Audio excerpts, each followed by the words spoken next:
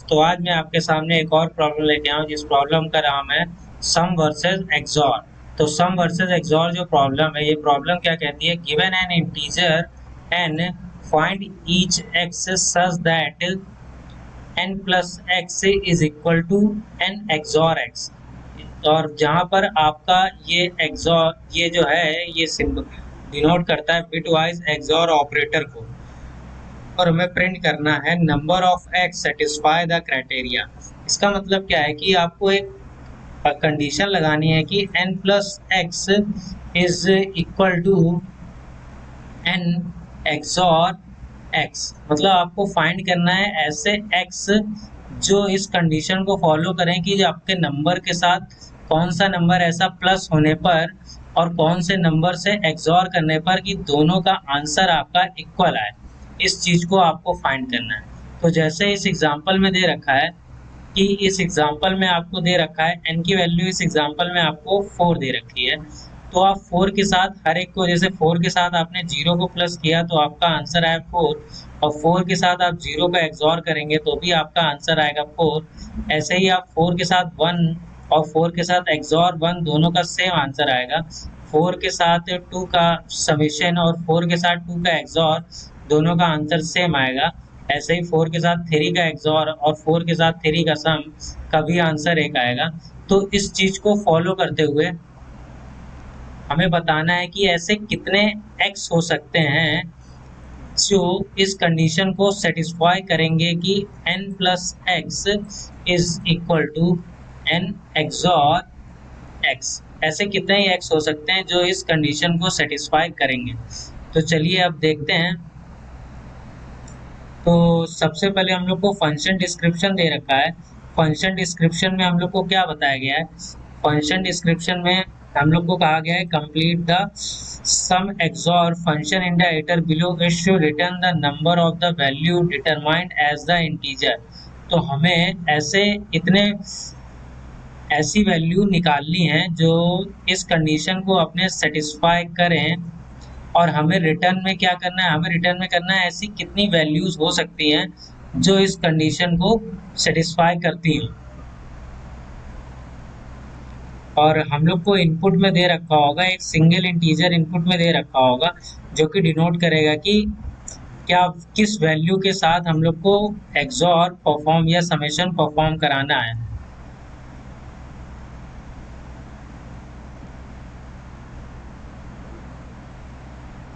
तो चलिए अब देखते हैं, इसमें जो इम्पोर्टेंट चीज है वो है इसका कंस्टेंट। जिसका जो कंस्टेंट दे रखा है वो देखा है 10 to the power 15। 10 to the power 15 constant दे रखा है। मतलब आप इसको एक फॉर लूप में भी सॉल्व नहीं कर सकते। नहीं तो हम लोग सिंपल एक फॉर लूप लगाते, ब्रूट फोर्स अप्रॉच से फॉर लूप लगाते और एन आई को इस कंडीशन को फॉलो कराते और सिंपली इसको चला के देखते, और जहां पर ये हम लोग को कंडीशन ट्रू हो जाती है वहां पर सिंपली काउंट कर लेते हैं। अगर ब्रूट फोर्स अप्रोच लगा के हम लोग सॉल्व करते हैं तो ये ऑर्डर ऑफ एन में जाके सॉल्व होता, ऑर्डर ऑफ एन में सॉल्व होता, और हम लोग को दे रखी है एन की पावर, कंस्टेंट दे रखा है एन की जो वैल्यू हो सकती है वो हो सकती है मैक्सिमम 10 टू दी पावर 5। तो ये आपका टाइम आउट हो जाएगा, मतलब टीएलई आ जाएगा। तो आप इससे तो कर नहीं सकते। इसके लिए सिंपली जो मैंने अप्रोच यूज की है, इसके लिए हम लोग को एक फॉर्मूला मालूम होना चाहिए। जो फॉर्मूला एक्सॉर में यूज होता है उस वो फॉर्मूला होता है कि अगर आपके पास ए है, अगर आप ए के बी के साथ समेशन करते हैं और ए से बी का एक्सॉर परफॉर्म कराना चाहते हैं तो plus a and operation b, ये एक फॉर्मूला होता है। इस फॉर्मूले की मदद से हम लोग इस क्वेश्चन को सॉल्व करेंगे। तो हम लोग को क्या पता लगाना है, हम लोग को इक्वल टू करना है कि ए प्लस बी जो अपने पास है और ए एक्सॉर बी, इसको इक्वल टू कराना है। इसके लिए हम लोग को क्या करना पड़ेगा, इसके लिए हम लोग को सिंपली जो हम लोग को ए प्लस बी दे रखा है इसको हम लोग को जीरो प्रूफ करना होगा। इसको हम लोग जीरो कैसे प्रूव कर सकते हैं कि अगर हम लोग किसी भी, इसको हम लोग को क्या करना है, इसको हम लोग को जीरो प्रूफ करना है। तो हम लोग को अगर हम लोग इसको 0 कर दें तो ऑटोमेटिकली ये कंडीशन आपकी जो है ये कंडीशन, तो आपकी ये कंडीशन जो है ये फॉलो हो जाएगी। तो इसके लिए आपको क्या करना है, इसके लिए आपको करना है कि आपको एंड ऑपरेशन लगाना है। अगर एंड ऑपरेशन में दोनों वैल्यू सेम रहती हैं तो आपका आंसर 1 आता है। तो अगर एक भी वैल्यू आपकी डिफरेंट हो जाती है तो आपका सिंपली आंसर 0 आता है। तो हम लोग को यही फाइंड करना है कि उस वैल्यू में कितने वैल्यूज 0 आ सकती हैं। तो जैसे एग्जांपल समझते हैं, जैसे हम लोग को एग्जांपल में दे रखा है n equal to 5। n equal to 5 का मतलब है अगर हम लोग n को बाइनरी में कन्वर्ट करें हैं तो 5 आने पर आपका बाइनरी वैल्यू आपकी होती है 101। और अगर आपको किसी नंबर को पूरी एग्जैक्टली 0 बनाना है तो आप क्या करेंगे, आप 1 को 0 कैसे बना सकते हैं, सिंपली 0 के साथ एंड ऑपरेशन करा के। अगर आपको सब वैल्यू को 0 बनाना है और आप 0 को 0 कैसे बना सकते हैं, या तो आप 0 के साथ एंड करा दें या तो आप 1 के साथ, तो आपका 0 बन जाएगा। सिंपली इसको आप 0 के साथ एंड ऑपरेशन करा के, तो आपके पास 1 को 0 बनाने के कितने तरीके हैं, आपके पास 1 को 0 बनाने के एक तरीका है। 0 को 0 बनाने के कितने तरीके हैं, या तो आप 0 से 0 बना सकते हैं या तो आप 1 से 0 बना सकते हैं। तो आपके पास इसको 0 बनाने के लिए दो तरीके हैं। 1 को 0 बनाने के लिए आपके पास वह एक तरीका है।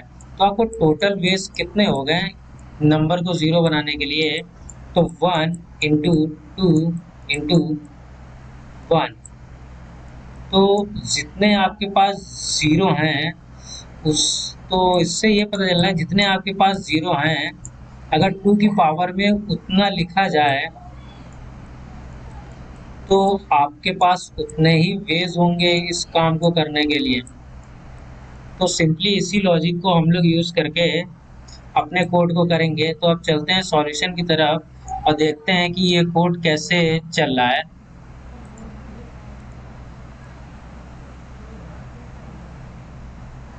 तो देखिए सिंपली मैंने अपने कोड में यही किया है।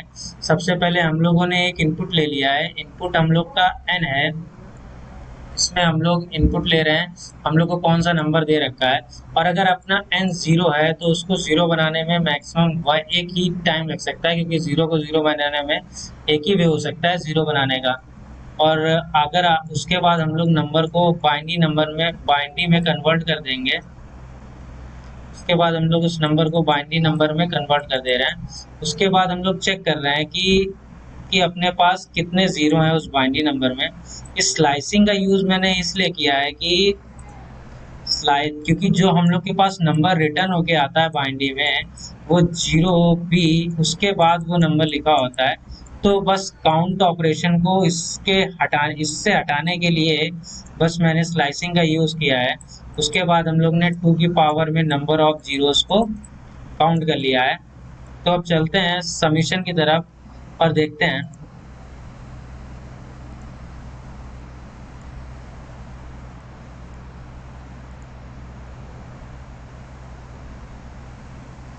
तो देख रहे हैं कि टेस्ट केस चल चुके हैं। चलिए फाइनल सबमिशन करते हैं।